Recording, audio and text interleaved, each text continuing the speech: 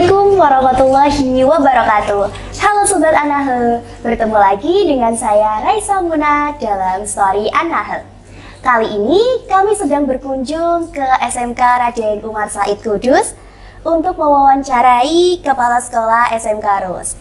Beliau adalah Bapak Fariduddin SSN. Selamat pagi Bapak. Selamat pagi. Beliau merupakan salah satu kepala sekolah penggerak yang berhasil membawa nama harum SMK RUS di tingkat internasional melalui karya-karya dari peserta didiknya. Saat ini Indonesia menjadi salah satu negara yang berkembang pesat.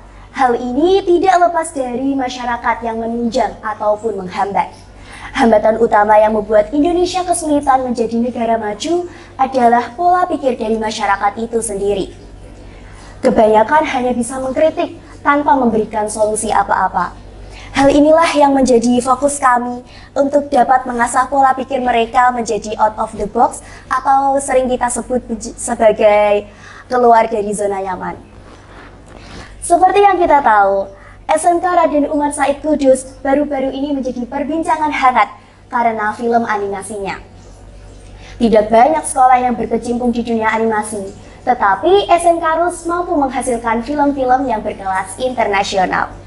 SMK Raden Umar Said juga menyuguhkan fasilitas-fasilitas yang menunjang proses belajar mengajar siswa, sehingga siswa bisa belajar dengan nyaman dan menciptakan berbagai karya kreatif mereka. Ini membuktikan bahwa fasilitas yang nyaman itu menunjang proses belajar mengajar yang ideal dan membentuk pola pikir mereka menjadi out of the box. Nah Bapak, pada kesempatan kali ini kita akan berbincang-bincang mengenai out of the box. Sebenarnya menurut Bapak sendiri, definisi out of the box bagi kehidupan sehari-hari itu gimana? Baik, out of the box itu adalah keluar dari kebiasaan-kebiasaan, rutinitas-rutinitas yang justru box tersebut atau kotak tersebut adalah area-area yang menjadikan pola pikir kita terkungkung, terbatas, dan membatasi kreativitas kita. Kalau kita hanya pada posisi di lingkup kotak tersebut atau box tersebut, maka kita jangan berharap kalau kita bisa lebih unggul dari yang lain, jangan berharap kalau kita bisa lebih sukses dari yang lain. Maka dari itu sebagai anak atau sebagai generasi muda harus berani untuk selalu berekspresi, selalu untuk berinovasi, keluar dari box atau out of the box, seperti itu. Nah, apakah berpikir secara out of the box ini sangat perlu Pak untuk generasi muda sekarang ini? Sangat, bagi anak muda perlu, sangat perlu. Karena kalau anak dia tetap pada posisi semula, artinya ikut-ikutan dengan yang sudah ada, maka dia tidak akan menjadi anak yang unggul. Untuk menjadi anak yang sukses, yang harus unggul di bidang apapun. Kalau unggul itu harus berani tampil beda. Kalau baik, jangan hanya sekedar baik, tapi yang terbaik. Kalau dia pinter, jangan hanya sekedar pinter, tapi yang paling pinter. Kalau dia hebat, jangan hanya sekedar hebat, tapi yang paling hebat. Itulah sebagai anak muda yang nanti akan menjadi anak muda yang bersinar. Ketika sudah yang terbaik, sudah terpinter, sudah yang terhebat, tentu nanti akan berimbas kepada yang lain. Membawa kebermanfaat kepada yang lain, kepada temannya, kepada lingkungannya, kepada masyarakat, kepada negara. Seperti itu kira-kira. Seiring perkembangan zaman nih Pak, tantangan atau hambatan bagi generasi muda sekarang ini untuk mereka itu bisa berpikir out of the box. Tantangannya gini, manusia itu kan masih banyak yang suka pada posisi zona nyaman. Begini saja sudah enak, sudah nyaman kok, harus kita berpikir yang lebih lagi begitu, sehingga itu menjadi hambatan. Untuk out of the box untuk berpikir out of the box, itu pasti tantangannya banyak sekali. Inilah yang menjadi momok dan takut bagi mereka yang berpikir lebih dari yang konvensional atau yang standar-standar saja. Karena untuk out of the box, jangan berharap itu mulus. Pasti ada rintangannya. Baik itu rintangan secara pribadi, secara mental, baik itu rintangan dari eksternal, baik rintangan dari regulasi pemerintah, baik rintangan dari sekitarnya, itu pasti ada. Jadi itulah tantangan-tantangannya. Tetapi kalau kita ingin maju, harus jangan takut dengan tantangan, jangan takut dengan kegagalan. Tidak ada keberhasilan itu tanpa melewati tantangan. Tidak ada keberhasilan itu tanpa melewati kegagalan. Berarti kan tadi kan kayak ragu gitu ya Pak, buat keluar, terus dia takut, mungkin trauma, mungkin dia pernah gagal, mungkin takut juga dibully. Nah, itu solusinya gimana Pak? Kalau misalkan generasi sekarang ini punya pikiran yang seperti itu? Sebenarnya apalagi kalau ada bully ya. Yeah. Bagi anak-anak remaja yang jadi korban bully, ini saya pesan ini bagi anak-anak yang jadi korban bully, jangan ketika jadi korban bully itu menjadi sebuah hambatan, dan menjadi sebuah traumatik terhadap dirinya untuk memacu motivasi. Tetapi justru sebaliknya, ketika kena bullying, itu harus menjadi kuat. Ini sebagai bagian dari hambatan dan tantangan. Melawan pelaku bullying itu harus menunjukkan dengan kekuatan. Kekuatan bukan kekuatan yang negatif, tetapi kekuatan yang positif. Misalnya kita dibullying karena kita jaga bodoh. Tunjukkan bahwa kita ini pintar, lebih dari mereka. Kita memacu diri kita supaya bisa lebih pintar dari mereka. Ketika nanti kita pintar, mereka kita ajari untuk menjadi pintar. Itu otomatis mereka akan menjadi beban. Bahwa orang yang dibullying itu belum tentu orang yang tidak berhasil, tetapi justru orang yang dibullying ini malah bisa mampu memacu diri untuk menjadi orang sukses. Karena ini adalah jadikan sebagai motivasi gitu. Jadi motivasi. Kemudian bagi yang membullying, janganlah sekali-sekali membullying. Ingat, orang yang dibullying itu nanti bisa jadi akan menjadi lebih sukses dan menjadi bumerang bagi orang yang bullying. Begitu. Itu kira-kira seperti itu. Menurut Bapak, tips-tips Pak buat keluar dari zona nyaman itu gimana Pak? Bagi remaja, yang pertama adalah tipsnya itu adalah motivasi diri. Kita harus jangan melihat saat ini, apalagi melihat ke belakang. Tapi yang selalu kita lihat adalah ke depan.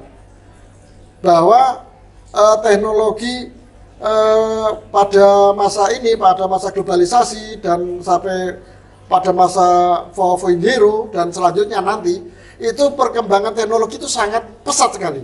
Kalau kita stagnan, berpikir mandek, kita hanya mengingat masa lalu, dan kita hanya berpijak pada masa sekarang, kita tidak akan maju.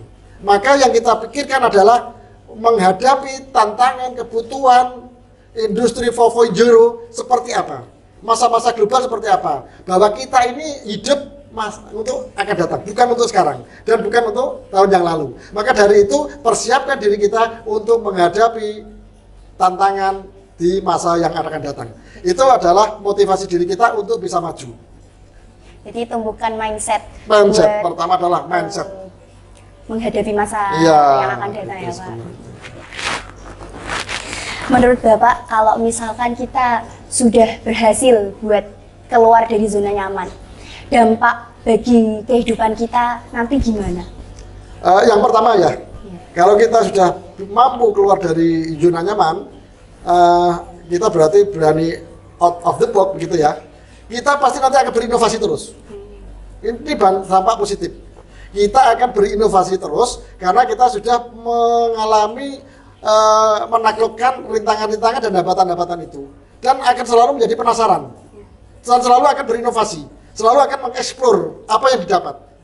Jadi ingin berkembang terus gitu, maka semakin dia keluar dari zona nyaman, dia akan semakin pesat untuk menuju kesuksesan. Dia akan semakin pesat untuk mencapai apa yang diinginkan. Dan itu bisa jadi akan lebih dari ekspektasi yang sebenarnya dicita-citakan. Itu untuk diri sendiri. Tentu akan berimbas kepada orang lain gitu. Orang lain pun nanti ketika dia menjadi orang sukses dengan kedudukannya dia mampu keluar dari zona nyaman, tentu orang lain akan termotivasi dengan apa yang dia lakukan.